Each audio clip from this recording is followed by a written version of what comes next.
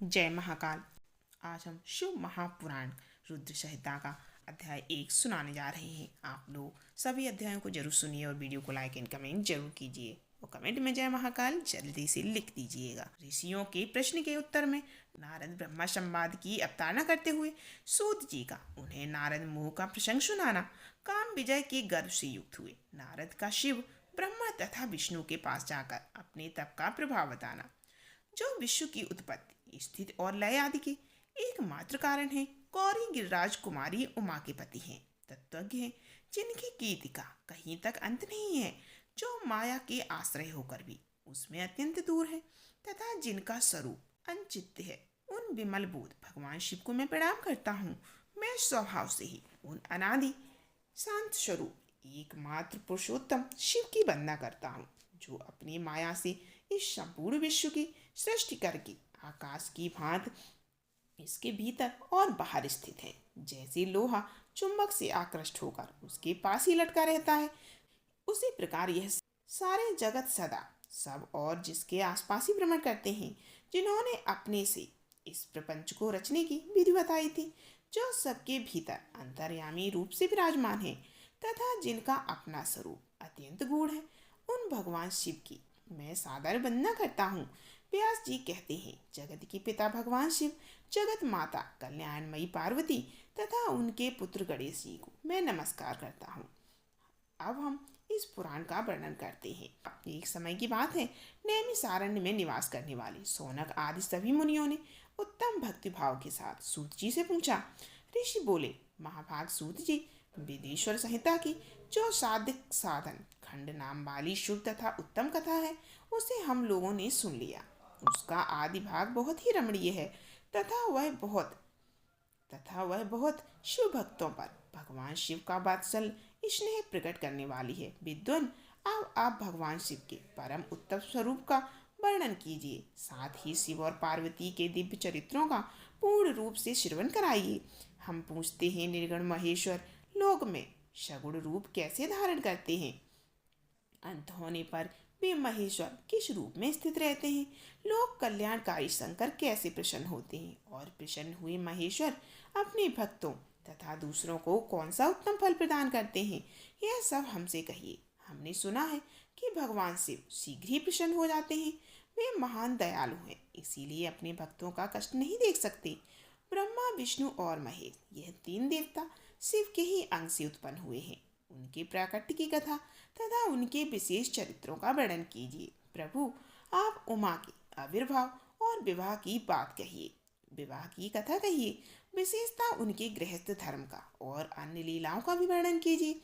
निष्पाप सूत जी, हमारे प्रश्न के उत्तर में आपको यह सब तथा दूसरी बातें भी अवश्य कहनी चाहिए।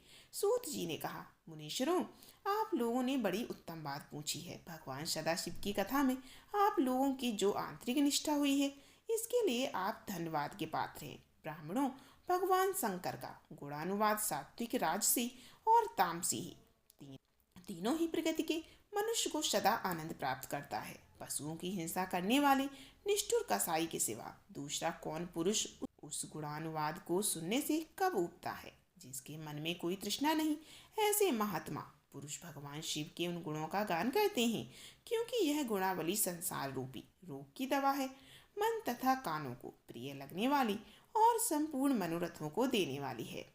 ब्राह्मणों, आप लोगों के प्रश्न के अनुसार इस यथाबुद्धि प्रयत्न पूर्वक शिवलीला का मैं वर्णन करता हूँ। आप सादर पूर्वक सुने। जैसे आप लोग पूछ रहे हैं, उसी प्रकार देवर्षि नारद ने शिवरूपी भगवान विष्णु से प्रेरित होकर अपने पिता से पूछा। अपने पुत्र नारद का प्रश्न सुनकर शिव भक्त ब्रह्मा जी का चित्त प्रसन्न हो गया और वे मुनि शिरोमणि को हर्ष प्रदान करते हुए प्रेम पूर्वक भगवान शिव की यश का गान करने लगे। एक समय की बात है, मुनि शिरोमणि विप्रवद नारद जी ने, जो ब्रह्मा जी के पुत्र हैं, विनीत चित्त हो तपस्या में मन लगाया। हिमालय पर्वत में कोई गुफा थी, जो बड़ी शोभा से संपन्न दिखाई देती थी। उसके निकट देव नदी गंगा निरंतर वेग पूर्वक बहती थी। वहाँ एक महान दिव्य आश्रम था, जो नाना प्रकार की शोभा से सुशोभित था। दिव्य दर्शन नारद जी तपस्या करने के लिए उसी आश्रम में गए। उस गुफा को देखकर मुनिवर नारद जी बड़े प्रसन्न हुए और दीर्घ काल तक वहां पर तपस्या करते रहे। उनका अंतःकरण शुद्ध था। वे दृढ़ता पूर्वक आसन बांधकर मौन होकर प्राणायाम पूर्वक समाधि में स्थित हो गए। ब्राह्मणों, उन्होंने यह समाधि लगाई जिसमें ब्रह्मा का साक्षात्कार कराने वाला अहम ब्रह्मास्मि, मैं ब्रह्मा हूँ, यह भी ज्ञान प्रकट होता है। मुनिवर नारद जी प्रकार तपस्या करने लगे। उसी समय यह समाचार पाकर देवराज इंद्र कांप उठे। वे मानसिक संताप से विहल हो गए। यह नारद मुनि मेरा राज्य लेना चाहता है। मन ही मन ऐसा सोचकर इंद्र ने उनकी तपस्या में विघ्न डालने के लिए अनेकों प्रयत्न करने की इच्छा की। उस समय देवराज ने अपने मन से कामदेव का स्मरण किया। स्मरण करते ही कामदेव आ गए। इंद्र ने उन्हें नारद जी की तपस्या में विघ्न डालने का आदेश दे दिया। यह आज्ञा पाकर कामदेव वसंत को साथ लेकर बड़े गर्व के साथ उस स्थान पर गए और अपना उपाय करने लगे। उन्होंने वहां शीघ्र ही अपनी सारी कलाएं रच डाली। बसंत ने भी मदमत होकर अपना प्रभाव अनेक प्रकार से प्रकट किया। मुनिवरों, कामदेव और बसंत के अथक प्रयत्न करने पर भी नारद मुनि के चित्त में विकार उत्पन्न नहीं हुआ। महादेव जी के अनुग्रह से उन दोनों का गर्व चूर्ण हो गया। सौनक आदि महर्षियों, ऐसा होने में जो कारण था उसे आदर पूर्वक सुनो। महादेव जी की कृपा से ही नारद मुनि पर कामदेव का कोई प्रभाव नहीं पड़ा। पहले उसी आश्रम में काम शत्रु भगवान शिव ने उत्तम तपस्या की थी और वहीं उन्होंने मुनियों की तपस्या का नाश करने वाले कामदेव को शीघ्र ही भस्म कर डाला था। उसमें रति ने कामदेव को पुनर्जीवित करने के लिए देवताओं से प्रार्थना की थी। तब देवताओं ने समस्त लोगों का कल्याण करने वाले भगवान शंकर से याचना की। उनकी याचना करने पर शिव बोले, देवताओं, कुछ समय व्यतीत होने के बाद कामदेव जीवित हो जाएंगे, परंतु यहाँ उनका कोई उपाय नहीं चल सकेगा। अमरगढ़, यहाँ खड़े होकर चारों ओर जितनी दूर तक की भूमि को नेत्र से देख पाते हैं, वहां तक कामदेव के बाणों का प्रभाव नहीं चल सकेगा, इसमें संशय नहीं है।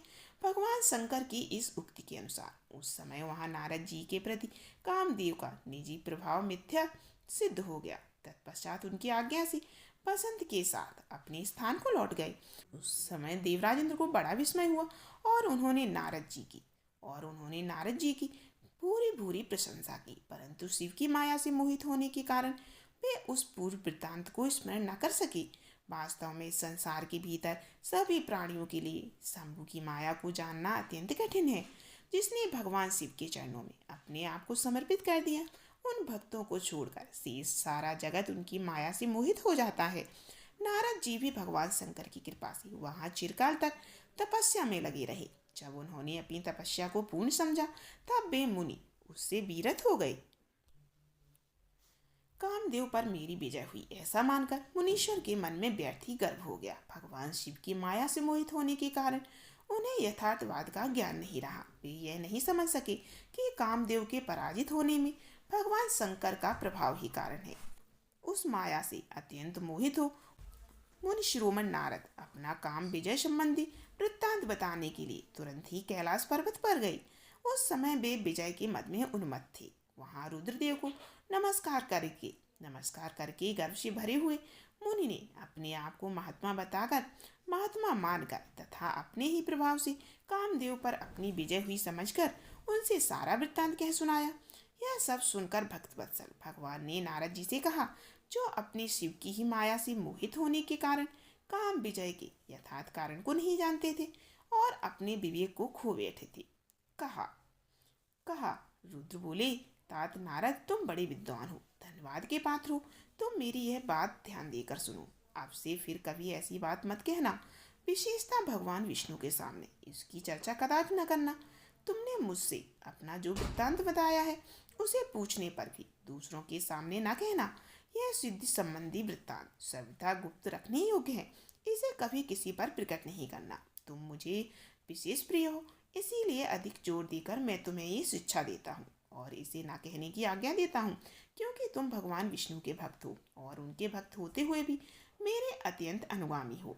इस प्रकार बहुत कुछ कहकर संसार की दृष्टि करने वाले भगवान रुद्र ने नारद जी को शिक्षा दी। अपने वृत्तांत को गुप्त रखने के लिए उन्हें समझाया बुझाया, परंतु वे तो शिव की माया से मोहित थे, इसीलिए उन्होंने उनकी दी हुई शिक्षा को अपने लिए हित का नहीं माना। तदंतर मुनि शिरोमणि नारद ब्रह्मलोक में गए।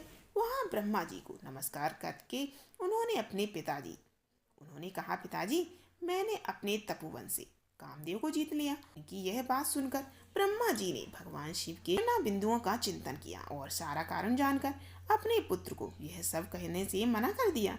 परंतु नारद जी शिव की माया से मोहित थे, अतः उनके चित्त में मद का अंकुर जम गया था। उनकी बुद्धि मरी हुई थी। इसीलिए नारद अपना सारा वृत्तांत भगवान विष्णु के सामने कहने के लिए चले गए। वहां से शीघ्र ही विष्णु लोक में गए। नारद मुनि को आते देखकर भगवान विष्णु बड़े आदर से उठे और शीघ्र ही आगे बढ़कर उन्होंने मुनि को हृदय से लगा लिया। मुनि के आगमन का क्या हेतु है, इसका उन्हें पहले ही पता था। इसीलिए नारद अपना सारा वृत्तांत भगवान विष्णु के सामने कहने के लिए वहां से शीघ्र ही विष्णु लोक में गए। नारद मुनि को आते देखकर भगवान विष्णु बड़े आदर से उठे और शीघ्र ही आगे बढ़कर उन्होंने मुनि को हृदय से लगा लिया। मुनि के आगमन का क्या हेतु है, इसका उन्हें पहले ही पता था। नारद जी को अपने आसन पर बिठाकर भगवान शिव के चरण बिंदुओं का चिंतन करके श्री हरि ने उनसे पूछा। भगवान विष्णु बोले, तात, कहाँ से आते हो? यह किस लिए तुम्हारा आगमन हुआ है? मुनि श्रेष्ठ, तुम धन्य हो, तुम्हारे शुभ आगमन से मैं पवित्र हो गया। भगवान विष्णु का यह वचन सुनकर गर्व से भरे हुए नारद मुनि ने मत से मोहित होकर अपना सारा वृत्तांत बड़े अभिमान से कह सुनाया। नारद मुनि का वह अहंकार युक्त वचन सुनकर मन ही मन भगवान विष्णु ने उनकी काम विजय के यथार्थ कारण को पूर्ण रूप से जान लिया। तत्पश्चात श्री विष्णु बोले, मुनि श्रेष्ठ, तुम धन्य हो, तपस्या के तो भंडार ही हो, तुम्हारा हृदय भी बड़ा है। मुनि, जिसके भीतर भक्ति, ज्ञान और वैराग्य नहीं होता, उसी के मन में समस्त दुखों को देने वाले काम, मोह आदि विकार शीघ्र उत्पन्न होते हैं। तुम तो नैष्ठिक ब्रह्मचारी हो और सदा ज्ञान वैराग्य से युक्त रहते हो, फिर तुम में काम विकार कैसे आ सकता है? तुम तो जन्म से ही निर्विकार तथा शुद्ध बुद्धि वाले हो। श्री हरि की कही हुई ऐसी बहुत सी बातें सुनकर मुनि शिरोमणि नारद जोर जोर से हंसने लगे और मन ही मन भगवान को प्रणाम करके इस प्रकार बोले। नारद जी ने कहा, स्वामी, जब मुझ पर आपकी कृपा है, तब बेचारा कामदेव अपना क्या प्रभाव दिखा सकता था? ऐसा कहकर भगवान के चरणों में मस्तक झुकाकर इच्छा अनुसार विचरने वाले नारद मुनि वहां से चले गए। यह था शिव पुराण रुद्र संहिता का फर्स्ट और सेकंड अध्याय। अगला अध्याय सुनने के लिए चैनल को सब्सक्राइब कीजिए, वीडियो को लाइक कीजिए और कमेंट जरूर कीजिए और बताइएगा क्या आप लोग पूरी कथा सुनना चाहते हैं।